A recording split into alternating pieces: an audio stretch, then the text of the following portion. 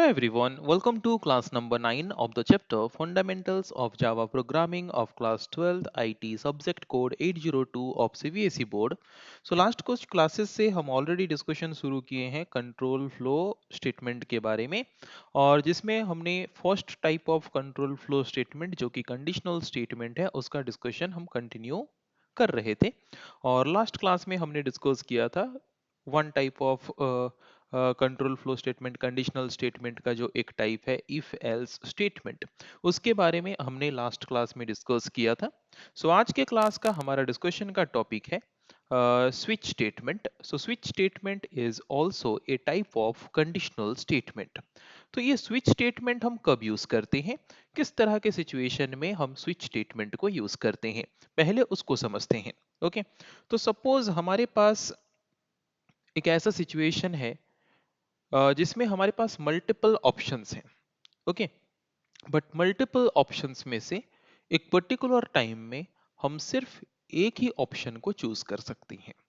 Okay so उस cases में हम क्या यूज करते हैं स्विच स्टेटमेंट को यूज करते हैं ओके सपोज हमारे पास मल्टीपल ऑप्शंस हैं पर एट ए टाइम हम सिर्फ एक ही ऑप्शन को ही सिलेक्ट कर सकते हैं तो उस तरह के सिचुएशन में switch statement is completely suitable okay so switch statement को हम कब यूज करते हैं आई होप सबको क्लियरली समझ आ गया होगा सो क्या लिखा है देख लेते हैं the switch statement is used to execute a block of code by matching one value out of many possible values तो सपोज हमारे पास मेनी ऑप्शंस हैं मेनी पॉसिबल वैल्यूज हैं पर उसमें से सिर्फ एक ही वैल्यू को मैच करके हम क्या कर सकते हैं एक ब्लॉक ऑफ कोड को एग्जीक्यूट कर सकते हैं by using which statement by using switch statement okay तो स्विच स्टेटमेंट का यूज हम कैसे कर सकते हैं थोड़ा हम प्रैक्टिकली उसको करके देखते हैं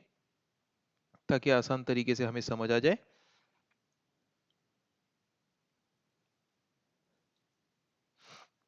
तो सपोज यहाँ पे हम क्या करना चाहते हैं स्विच स्टेटमेंट का यूज करना चाहते हैं तो उसके लिए मैं क्या कर रहा हूँ एक वेरिएबल हम लेते हैं सपोज डे ओके और उसमें वैल्यू सपोज मैंने असाइन कर दिया 5 अभी हम क्या करते हैं स्विच स्टेटमेंट को यूज करते हैं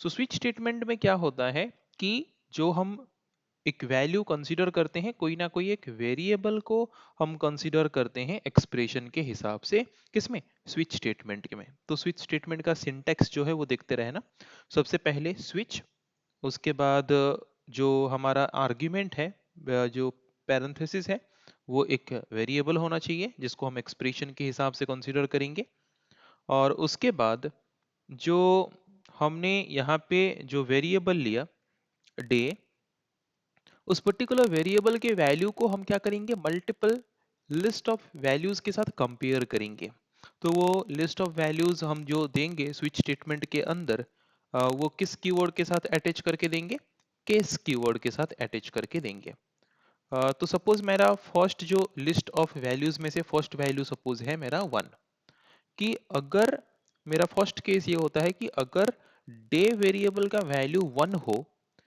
तो क्या कोड एग्जीक्यूट होगा उसको हम रखेंगे केस ब्लॉक के अंदर ओके तो यहाँ पे सपोज हम रखते हैं कि अगर कोई डे वेरिएबल का वैल्यू 1 होता है तो वो क्या प्रिंट करे मंडे और हर एक केस स्टेटमेंट में हर एक केस ब्लॉक में हम यूज करते हैं ब्रेक स्टेटमेंट को ओके क्यों क्योंकि ब्रेक स्टेटमेंट का काम क्या है ब्रेक स्टेटमेंट का काम है कि जब डे वेरिएबल का वैल्यू किसी भी केस वैल्यू के साथ मैच हो जाए तो उसके अंदर की स्टेटमेंट्स को एग्जीक्यूट करने के बाद उसके बाद के बाकी केसेस के वैल्यूज को और कंपेयर करने की जरूरत हमें नहीं है हमें डायरेक्टली जंप करके स्विच स्टेटमेंट के बाहर आ जाना है उसके लिए हम यूज करते हैं ब्रेक स्टेटमेंट हर एक केस ब्लॉक के अंदर ओके तो सेकंड केस लेंगे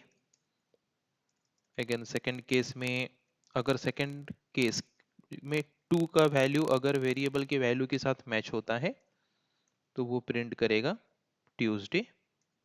सिमिलरली वहां पे भी ब्रेक स्टेटमेंट यूज करेंगे। तो उस तरीके से हम बाकी केसेस भी ले सकते हैं। इसको कॉपी कर लेते हैं।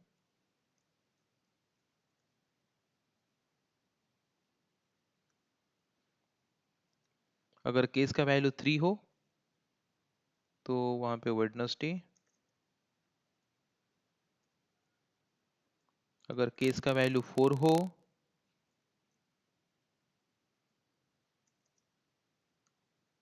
थर्सडे।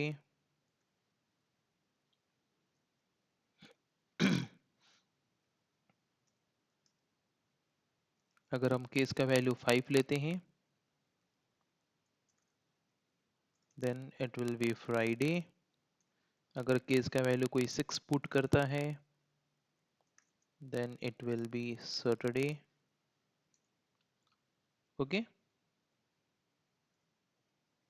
अगर केस का वैल्यू कोई 7 पुट करे then it will be Sunday. Okay. तो हमने मल्टीपल ऑप्शंस यहाँ पे अवेलेबल करा दिया। तो वेरिएबल जिसको हमने एक्सप्रेशन के हिसाब से लिया है उसका वैल्यू जिस भी केस के साथ मैच करेगा वहां तक वो चेक करते करते आएगा, और जब मैच हो जाएगा तब उस पर्टिकुलर केस ब्लॉक के अंदर जो स्टेटमेंट्स हैं वो स्टेटमेंट्स एग्जीक्यूट होंगे। और उन्हीं स्टेटमेंट में सबसे लास्ट स्टेटमेंट ब्रेक स्टेटमेंट भी होगा। तो ब्रेक स्टेटमेंट जब एग्जीक्यूट होगा उसका मतलब है वो स्विच स्टेटमेंट से, जो स्विच ब्लॉक है, स्विच का जो बॉडी है उससे वो हमें जंप करके बाहर ले आएगा, ताकि हमें बाकी केसेस के कंपैरिजन और करने की जरूरत नहीं है। क्योंकि हम स्विच स्टेटमेंट इसीलिए ही यूज करते हैं ताकि मल्टीपल ऑप्शंस में से हम सिर्फ कोई एक ही ऑप्शन को चूज करके एग्जीक्यूट कर सकें। बट जो मल्टीपल ऑप्शंस हमने दिया, अगर हमारे वेरिएबल जिसको हमने एक्सप्रेशन के हिसाब से कंसीडर किया है, अगर उस मल्टीपल ऑप्शंस में से कोई भी ऑप्शन हमारे वेरिएबल के वैल्यू के साथ अगर मैच नहीं करता तो तब क्या एग्जीक्यूट होगा?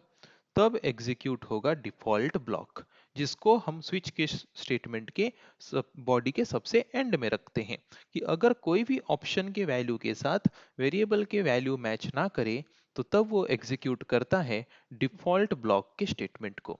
तो डिफॉल्ट ब्लॉक के स्टेटमेंट में हम क्या यहाँ पे लिख लेंगे?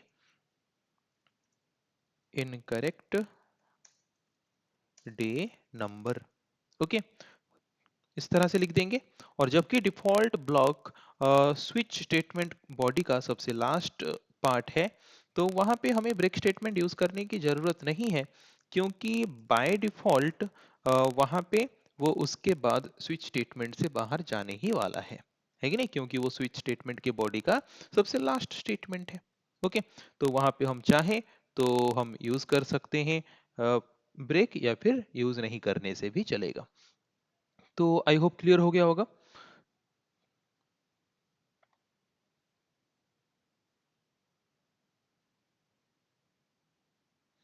ओके। तो स्विच स्टेटमेंट हम क्यों यूज करते हैं पता चला। मल्टीपल ऑप्शंस में से अगर हम एक सिचुएशन में कोई एक ही ऑप्शन को चूज करके एग्जीक्यूट करना चाहते हैं तो उसके लिए हम यूज करते हैं स्विच स्टेटमेंट को। तो अभी ये स्विच स्टेटमेंट को हम एग्जीक्यूट करके देखते हैं।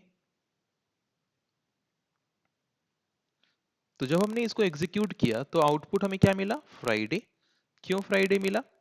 यहाँ पे अगर हम कंपेयर करके देखें, डे का वैल्यू हमने क्या लिया था? 5।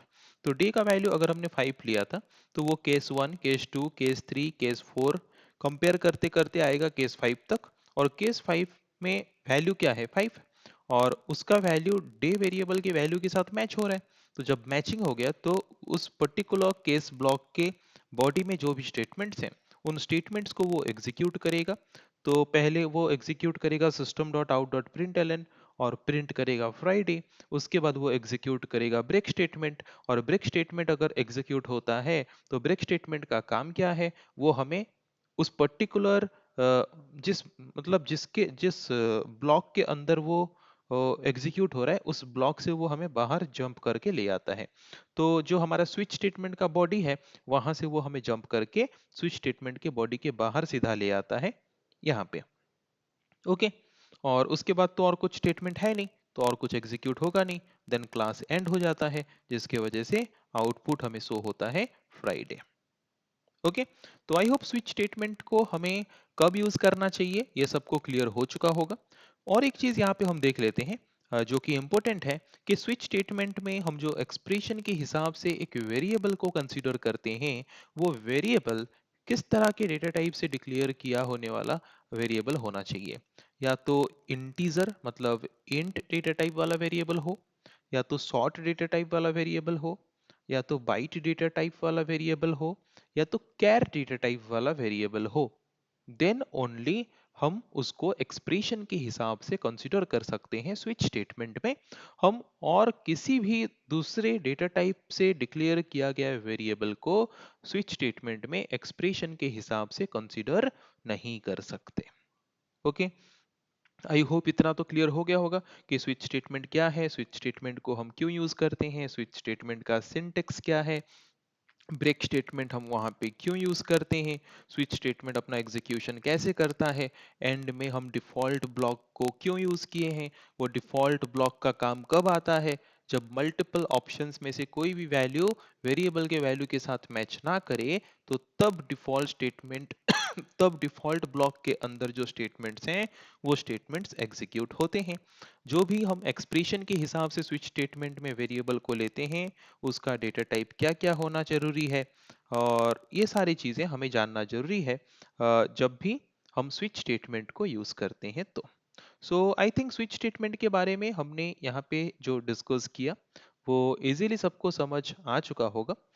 सो नेक्स्ट क्लास में हम डिस्कस करेंगे जो हमारा और एक कैटेगरी है कंट्रोल फ्लो स्टेटमेंट का, जो कि क्या है, लूपिंग स्ट्रक्चर और लूपिंग स्टेटमेंट। उसके बारे में हम डिस्कस करेंगे कि ये किस तरह का कंट्रोल फ्लो स्टेटमेंट है, और ये कंट्रोल फ्लो स्टेटमेंट हमारे जावा प्रोग्राम के फ्लो ऑफ एग्जीक्यूशन को कैसे कंट्रोल करता है। इसके बारे में हम नेक्स्ट क्लास में डिस्कस करेंगे। आज के क्लास का डिस्कशन का टॉपिक हमारा था switch statement. So I think switch statement के बारे में सबको इजीली समझ आ चुका है।